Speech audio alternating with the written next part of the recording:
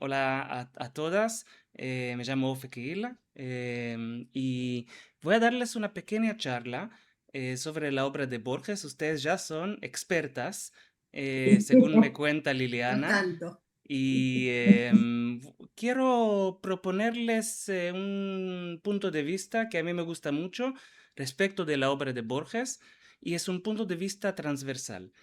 ¿A qué me refiero cuando digo transversal? La obra de Jorge Luis Borges es un todo interconectado. Cada relato nos remite a otros relatos. Cada personaje se repite a lo largo de los cuentos y también los temas tratados. em, Borges trata sobre un tema en un cuento y después otra vez y otra vez y desde diferentes ángulos.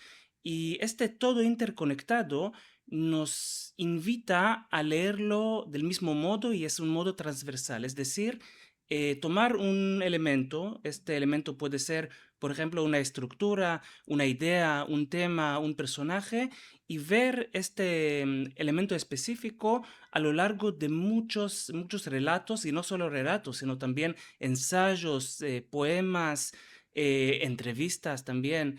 Y hay muchas opciones. Yo les propongo pensar en tres tipos de elementos. Tenemos primero la cosmología borgiana, la manera en que Borges crea universos con sus propias leyes.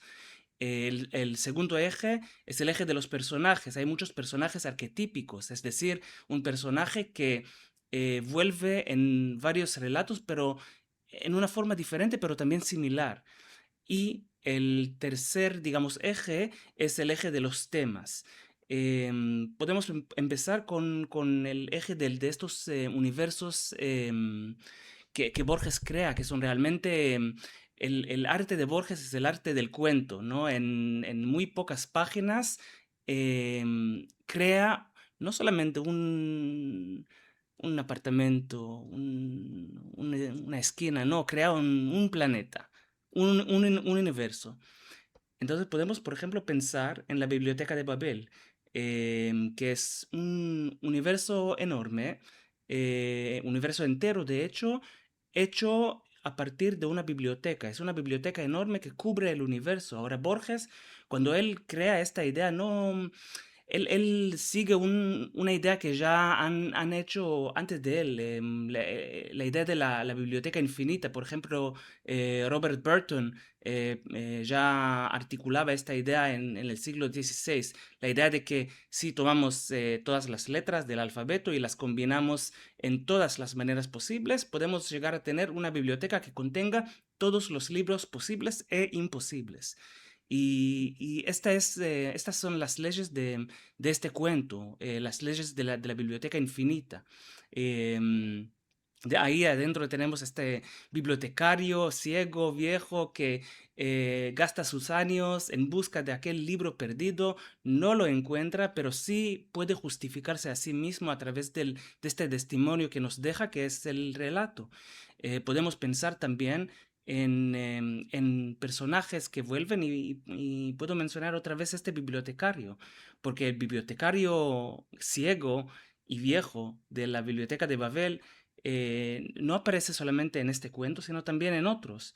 Tenemos, por ejemplo, el cuento El Sur, donde, cuyo protagonista, Juan Dalman, es un bibliotecario, pero también tenemos aquel bibliotecario ciego del relato El Milagro Secreto, ¿no? Es un bibliotecario que aparece así en el sueño de Hladik, el protagonista, y está ahí en la biblioteca de Praga y le dice, yo he gastado mis años buscando aquel libro donde se encuentra Dios y es tal cual el bibliotecario de la biblioteca de Babel.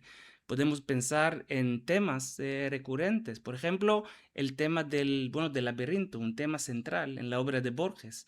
Tenemos un laberinto físico en la casa de Asterión, por ejemplo, en cuyo centro está aquel monstruo, ¿no? El Minotauro, que de Mm. hecho es solamente un niño que busca jugar, que está muy triste, muy solo y solo quiere un amigo. Pero también hay otros laberintos. Hay otros laberintos, por ejemplo, en el Inmortal.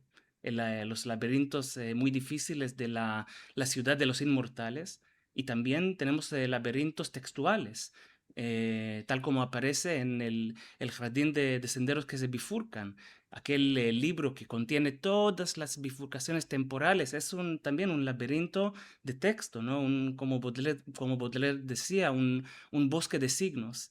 Em, Podemos pensar en un tema muy central, el tema de la justificación, porque todos o casi todos de los personajes y protagonistas de Borges buscan de algún modo justificarse a sí mismos, hacer algo que los justifique ante ellos mismos, ante Dios. Tenemos a Averroes, en la busca de Averroes, aquel filósofo musulmán que busca redimirse, busca justificarse a través de la traducción de la poética aristotélica. Lo que pasa es que Averroes no sabe lo que es tragedia y comedia, porque en el ámbito árabe andaluz, de España andaluz, el teatro, la tragedia, la comedia no existen. Así que necesita justificarse traduciendo la poética, pero no sabe lo más básico del teatro. Tenemos por ejemplo, Hladik en El Milagro Secreto también tiene que justificarse escribiendo su obra incompleta Los enemigos. No lo consigue porque los nazis quieren matarlo, pero Dios le otorga un tiempo infinito para completar esta obra. Borges trata sobre los nazis en dos cuentos muy interesantes. El uno se llama Deutsches Requiem y el otro se llama El Milagro Secreto. Ahora, este Ah, es otro tema, cómo Borges pinta a un nazi, ¿no? Por ejemplo, en Deutsches Requiem, Borges depicta el nazi platónico, un nazi perfecto, ¿no? Pero en El mm, Milagro Secreto, los nazis que están ahí son más bien más realistas, mucho más similares a los nazis que describieron, por ejemplo, Viktor Frankl y Primo Levi. Eh, ¿No?